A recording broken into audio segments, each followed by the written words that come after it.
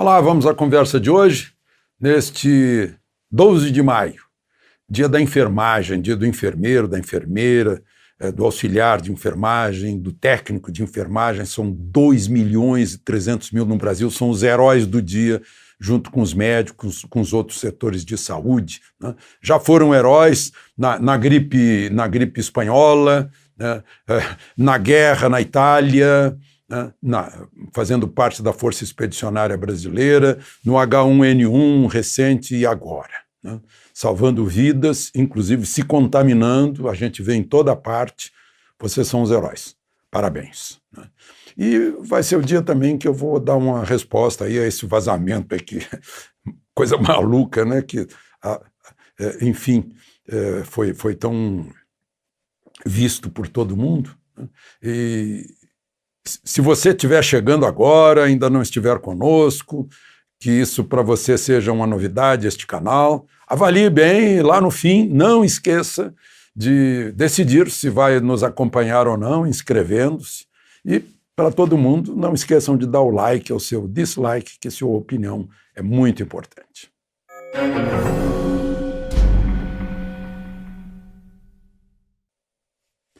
Bem, então, antes de mais nada, vamos aos fatos de hoje, né?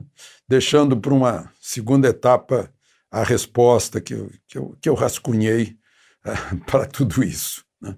Bom, em primeiro lugar, o presidente Bolsonaro botou na lista de atividades essenciais, né, os cabeleireiros, barbeiros e similares, né, e também academias, né? Eu estava muito animado, porque aqui vocês estão vendo meu cabelo, né? Está precisando de uma tricotomia, né? Mas parece que o governador do Distrito Federal, com outros 12, não pretende reabrir, né? São muitos, né? Os números legais dão 730 mil, mas tem muito informal que não tem registro nenhum, talvez seja o dobro disso, né? São Paulo é campeã. É o campeão de cabeleireiros, cabeleireiras, barbeiros, né? Depois vem em segundo lugar Rio de Janeiro, depois Minas Gerais, né? É muita gente, muita gente. Enfim, ainda sobre isso, né? Pois a gente está vendo aí que os governadores e prefeitos estão conduzindo, por conta deles, a proteção ou abertura, né? E é bom olhar que agora um órgão da ONU e outro do Banco Mundial estão prevendo fome no Brasil para este ano, né? Brasil voltando ao mapa da fome, né? Como consequência dessa paralisia na atividade econômica. Falar nisso, eu estou em casa, mas não paro, né? Eu faço ginástica e há 40 dias eu fiz demais com halteres e faz 40 dias que está me doendo aqui. Aí fui fazer um raio-x lá no ortopedista e o operador do raio-x, né, que hoje é um dos que está de parabéns nesse dia, né, me contou que a quantidade de gente que aparece lá com fratura no dedo mínimo do pé, no dedo mindinho, né? Por quê? Porque ficam em casa batendo em canto. Veja só, a gente nem imagina, né, que essa é uma das consequências do fica em casa, né? Dando topada em móvel em casa. Bom, os 3 ministros do Palácio do Planalto, 3 generais 4 estrelas, foram ouvidos lá no Palácio do Planalto, delegados da Polícia Federal foram lá. Como eu mostrei ontem, o regimento interno do Supremo fala em o próprio ministro ou nomear um juiz para fazer isso, né? Eles têm foro privilegiado, não é porque sejam generais, eu acho que generais são iguais aos outros, né? Não é por isso, é porque são ministros e têm foro privilegiado e depuseram lá nessa questão aí que Moro reclama ou denuncia o presidente, né? E aí a gente vê que a história da vara, se não vierem, vão vir sob vara e tal, foi meio uma basófia, né? Foi meio um desafio, alguma coisa assim, foi um tipo de provocação do ministro Celso de Mello totalmente desnecessário, né? Tá lá na tabelinha lá, secular, mas para quê, né? Parece que é provocação. Bom, e a outra atração desse dia foi a fita das gravações da reunião ministerial, onde o presidente chamou a atenção de Sérgio Moro e tal, né? E aí estão dizendo que tinha palavrões na reunião ministerial. Vocês me respondam, né, e eu vou continuar falando sobre reunião ministerial, me respondam se em alguma reunião de diretoria de empresa não sai palavrão, né? Eu lembro de outros tempos, né, em que a gente entrava lá e o presidente estava proferindo palavrões aí com o ministro e tal, né, aqueles isso e aquilo, estão querendo o quê e tal, né? São pessoas, né, não são anjos que estão lá na reunião. Mas, enfim, quem viu a reunião disse que o presidente teria reclamado que havia perseguição contra a família dele e tal. O que a gente vê é isso, né? Ele fica em casa, se tiver manifestação, vai ser acusado de ter ficado em casa e não ter dado bola para a manifestação a favor dele, né? Se ele sai, aí também se expôs, aquela coisa toda, né? A mesma coisa andar de jet ski, que eu falei ontem aqui, reclamaram que ele estava sem máscara, né? Eu acho que se ele tivesse sem calção, sim, justificaria reclamar. Bom, até o momento eu não sei se estão votando ou não estão votando, né? Nesse momento aqui que eu estou gravando, são 7 da noite, a MP 910 da regularização fundiária, né? Que vai facilitar muito a vida de quem produz e vai dificultar a vida de quem está se aproveitando da terra, grileiro, invasor, essas coisas. Mas, então, dei um resumo dos fatos do dia, agora eu queria conversar com vocês sobre a resposta que eu anunciei que daria hoje sobre essa fofoca aí que entrou no ar. Então, esta vai ser a minha resposta e eu ressalvo, aviso que não é um julgamento. O julgamento fica a seu critério. Bom, em primeiro lugar, eu lamento que tenha havido o vazamento. Eu, a princípio, na minha ingenuidade, quando eu vi aquilo, pensei que alguém tivesse grampeado um telefonema entre os dois, né? Mas depois fiquei sabendo que era um microfone durante o programa, os dois microfones ficaram ligados, ficaram ativos durante o intervalo, e aí muita gente pode ter gravado, né? Alguém deve ter visto, ouvido aquilo, resolveu partir para a gravação, né? Não creio que tivesse alguma intenção de prejudicá-la, nada, mas achou bonito, achou pitoresco, achou que ia dar audiência, né? E aí foi. Então, não era destinado, era apenas uma conversa pessoal, não era destinado à publicidade, eu tenho certeza de que foi isso, né? Mas eu fiz anotações aqui para seguir um roteirinho. Eu espero que não traga prejuízo a ela, né? Porque eu sei que não houve essa intenção de divulgar, era só ali um desabafo de uma colega para um colega. Bom, agora, como se tornou público, eu preciso dizer uma coisa, esclarecer uma coisa, né?